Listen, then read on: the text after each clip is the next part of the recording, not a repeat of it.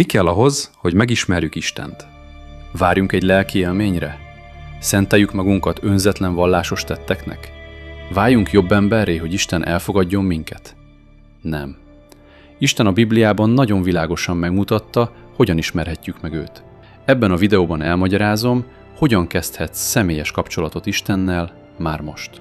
Isten szeret téged, és csodálatos tervet kínál az életedre. Isten megteremtett téged. Nem csak ennyi. Annyira szeret, hogy azt akarja, hogy most megismerd őt, és az örökkévalóságot vele töltsd. Jézus ezt mondta, mert úgy szerette Isten a világot, hogy egyszülött fiát adta, hogy aki hisz benne, el ne vesszen, hanem örök élete legyen. Jézus, Isten fia, elhagyta a mennyet, és eljött a földre, hogy megismerhessük Istent. Jézus kinyilatkoztatta nekünk Isten szeretetét, hatalmát, és azt a vágyát, hogy vezessen bennünket ebben az életben. Jézus ezt mondta, azért jöttem, hogy életük legyen, és bőségben éljenek. Valóban személyesen ismerhetjük Istent, mint egy legjobb barátot. A Biblia ezt mondja, az örök élet pedig az, hogy megismerjenek téged, az egyedül igaz Istent. Mi akadályoz meg bennünket abban, hogy megismerjük Istent? Mindannyian vétkezünk, és a bűnünk az, ami elválaszt minket Istentől. A Biblia azt mondja, mindnyájan, mint juhok eltévejedtünk, ki a maga útjára tért. A bűnünk elszakított minket Istentől, és érezzük ezt az elszakítottságot. Vannak, akik vallási szertartásokkal próbálnak közel kerülni Istenhez. Mások jótékonykodnak, megint mások próbálnak erkölcsös életet élni. Azt gondoljuk, hogy ha ezt tesszük, Isten elfogad bennünket. A probléma az, hogy ezek a jó erőfeszítések valójában nem fedik el, és nem távolítják el a bűnt. A bűnünk ismert Isten előtt, és akadályként áll közöttünk és Isten között. A Biblia azt mondja, a bűn zsoldja a halál, ami azt jelenti, hogy el vagyunk, és továbbra is el leszünk választva Istentől.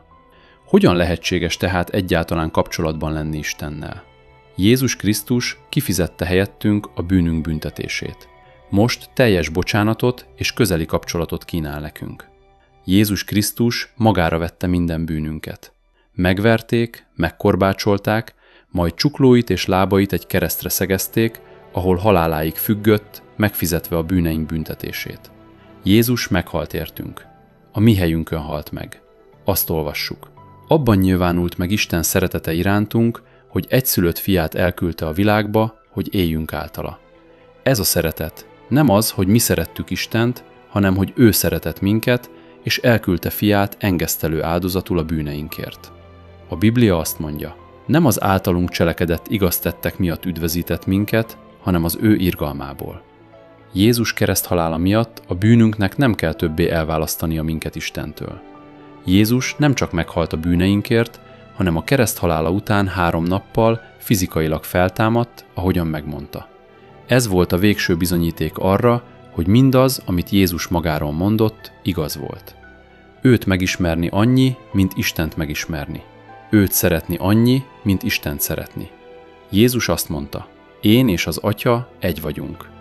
Jézus azt is mondta, hogy meg tudja hallgatni az imákat, megbocsátja a bűnöket, megítéli a világot, és örök életet ad. Számtalan csodája alátámasztotta a szavait. Jézus egyértelműen kijelentette, én vagyok az út, az igazság és az élet. Senki sem mehet az Atyához, csak is én általam.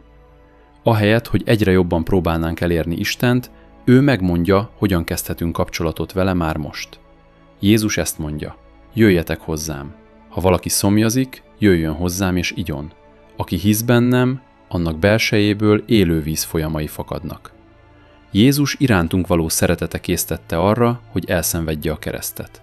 Most pedig arra hív minket, hogy menjünk hozzá, és kezdjünk személyes kapcsolatot Istennel. Az, hogy fejben tudjuk, mit tett értünk Jézus, és mit kínál nekünk, nem elég. Ahhoz, hogy kapcsolatunk legyen Istennel, be kell fogadnunk őt az életünkbe. Mindannyiunknak személyesen kell elfogadnunk Jézus Krisztust, mint megváltót és urat. A Biblia azt mondja, akik pedig befogadták őt, azoknak hatalmat adott, hogy Isten gyermekeivé legyenek. Azoknak, akik hisznek az ő nevében. Íme a meghívás, amelyet Jézus most ad neked. Azt mondta, íme az ajtó előtt állok és zörgetek. Ha valaki meghallja a hangomat és kinyitja az ajtót, bemegyek hozzá. Hogyan fogsz most válaszolni Isten meghívására? Van választásod. Folytathatod az önmagad által irányított életet, Istentől elszakítva, egy olyan életet, amely gyakran frusztrációhoz vezet, és soha nem hoz valódi megelégedést és békét. Vagy hihetsz Jézusban, és megváltóddá és uraddá teheted őt. Amikor megnyitott szíved ajtaját Jézus előtt, kapcsolatba lépsz Istennel, és elkezdheted megtapasztalni Isten szeretetét, vezetését és segítségét az életedben. Most azonnal befogadhatod Krisztust. Emlékezz, Jézus ezt mondja: íme az ajtó előtt állok és zörgetek. Ha valaki meghallja a hangomat és kinyitja az ajtót, bemegyek hozzá. Szeretnél válaszolni a meghívására? Íme hogyan. Ha nem tudod pontosan, mit mondj, ez az ima segíthet szavakba önteni. Elmondhatod velem együtt, ha most szeretnél válaszolni Isten meghívására. Jézus, köszönöm, hogy meghaltál a keresztem a bűneimért, hogy teljesen elfogadhass engem és megbocsáthass nekem. Kérlek, jöjj be most az életembe. Meg akarlak ismerni és követni akarlak. Köszönöm, hogy kapcsolatot adsz nekem veled. Vezess, hogy azzá az emberré váljak, akinek teremtettél. Ámen. Ha most őszintén behívtad Jézust az életedbe, akkor bűneid megbocsáttattak, és Jézus belépett az életedbe, ahogyan megígérte. Elkezdted a személyes kapcsolatot Istennel. Ha ezt megtetted, szeretnélek bátorítani, hogy kattints az alábbi linkre, amely a elsőlépések.hu oldalra vezet, hogy növekedni kezdhess ebben az új kapcsolatban Istennel. Ott lehetőséged lesz kérdést is feltenni, és valaki személyesen fog válaszolni neked. Köszönöm, hogy megnézted ezt a videót, és Isten áldjon meg!